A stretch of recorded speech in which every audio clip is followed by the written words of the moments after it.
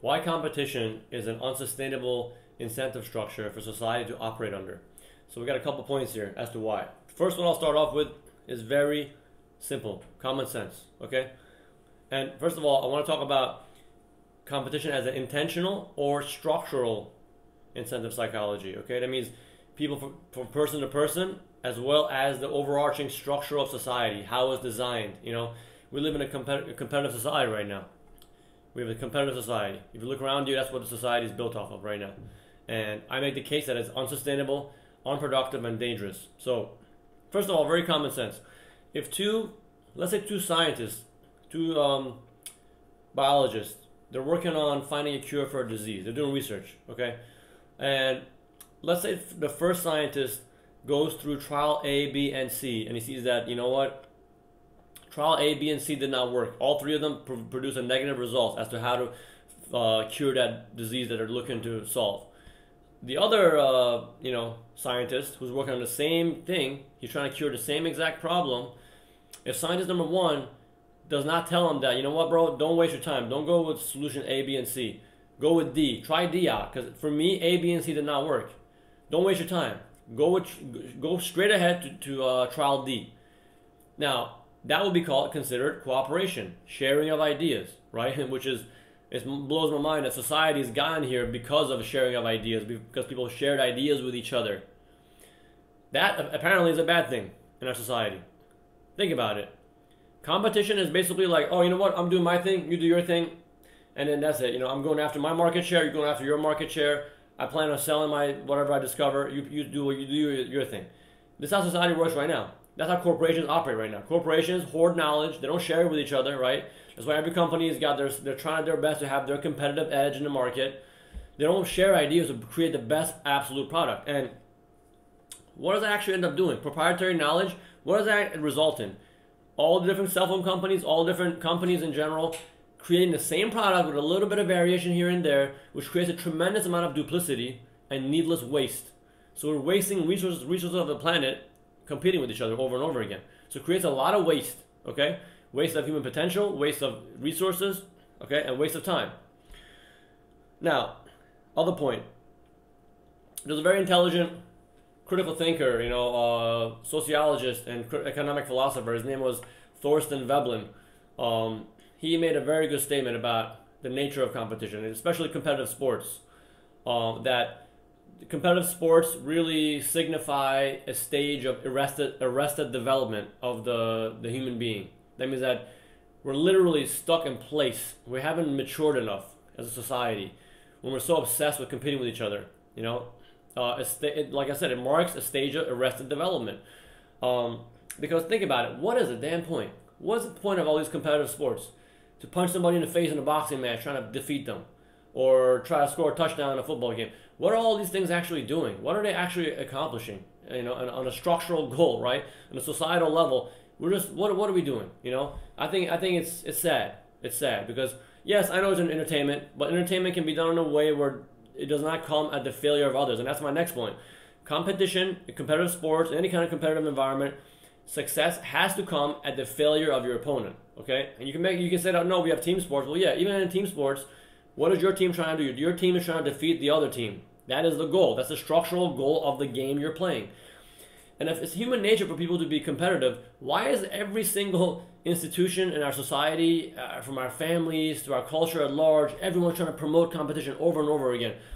If it's human nature, it'll naturally happen, right? It'll naturally happen. Why is it that we're trying so hard to instill a sense of competition in children from a young age? Why do we not have any cooperative games? Why can't people, when I ask people, like, come up with a cooperative game that does not come at all with the failure of others, and it's actually contingent and dependent upon the success of everybody to get to the finished goal? Why can't we think of any games that are really cooperative in nature? Just shows, man, our society is very backwards. I learned a lot of these things from this researcher. His name is Alfie Kohn. He's a leading author on how competition is not good and promoting cooperation. He's got a book called No Contest: The Case Against Competition, which I really base a lot of my research on. In this book, he explains a few points as to why competition is bad. Number one, it creates anxiety. We can all know that. When you're in a competitive environment, you're anxious. You're highly anxious to actually defeat your opponent. And that happens in the classroom. You know the case of the child who stands, who holds their hand up saying, oh, I want to answer the question. The teacher is saying, you know what, who's got the answer for my question? The kid, everyone's like, oh, it's me, it's me, it's me. And the teacher picks the student. What does the student say? A lot of times they're like, oh, I don't know, I forgot. What's the question again? They lose track of what they're trying to even accomplish. That brings me to point number 2. Competition, you're thinking about defeating your opponent. You're thinking about defeating somebody or something. You're not really focused on the goal at hand. So it actually makes people lose focus of what they're trying to do. And there's tons of research. In this book, there's tons and tons of research and studies that have been done that show that when you put people in a cooperative environment as opposed to a competitive environment, the cooperative environment, wow, what an incredible discovery. They actually get more things done. They're more productive. It leads to more innovation, not to mention. It leads to more innovation than competition. Gee whiz, Doesn't take a genius to understand that one, but apparently to the average person in society, it's just beyond them to think this way. Next point is that, like I said, the goal of competition is to come to success at the failure of other people. So it creates destruction, man. It just creates anxiety, divisiveness, inequality. It creates a lot of abuse in society. A really cool example is that how it actually distorts our incentive structure. So intrinsic motivation is that inner sense of people who want to actually do something for the fun of the actual activity. So you're trying to solve a problem. The reward is solving that problem, not trying to get something external for it. So in our society, people are rewarded with money, right? And they're put into competitive environments where they're trying to compete with each other for money. That's called extrinsic motivation. Extrinsic motivation has been shown through a series of studies, which I'll link a couple of them in the description below, to have been not the best result for innovation or for problem solving. Extrinsic motivation, it does not lead to innovation. So, really funny story. An old man is walking in the street and these youngsters are yelling at him, oh, you stupid, ugly old man. You're stupid, you're this, you're that. They start throwing insults at him. And he shows up the next day, same exact spot. Those kids are standing there again across the street yelling insults at him. So the old man says, you know what, kids? If you show up here tomorrow at this exact same time and yell profanities at me, I will give you $1. I'll give each of you $1. The kids say, okay, that sounds like a good idea. What an idiot this guy is. We'll show up for sure. Next day they show up clearly, yelling even more profane, more loud, insulting things to the old man. This time the old man says, okay, here's your $1. Does the same thing. Next day he shows up and gives him, he said, you know what, here's 50 cents. And they say, okay, well, 50 cents, not as much as $1, but so what? We'll show up again tomorrow if you're going to give us the same money. So what happens? They show up the next day yelling profanely, horrible things at the old man again. And the old man says, okay, well, here's $0.25, guys. Show up next time. From now on, I'm going to give you each $0.25. They say $0.25? Forget about it. We're not doing it. Do you see what I'm talking about? The story is, basically the main theme of the story is, he bought off their incentive. He bought off their intrinsic motivation with extrinsic motivation. So initially, they were just doing it as mean, as sick as these kids were. They're pretty cruel. They're yelling at the old man because it just brought them joy to yell at him. That was the reward in and of itself, as crazy as that sounds. They're rewarded by just yelling at him. He bought off their intrinsic motivation by giving them an extrinsic reward. And when he lowered that reward, they're like, you know what, it's not worth it to do it anymore. Because their incentive structure had become hijacked.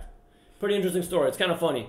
I like to use that example a lot. And so anyway, lastly, I'll make a point. My last point is that, listen guys, cooperation is much more productive. Like I said, cooperation is much more productive.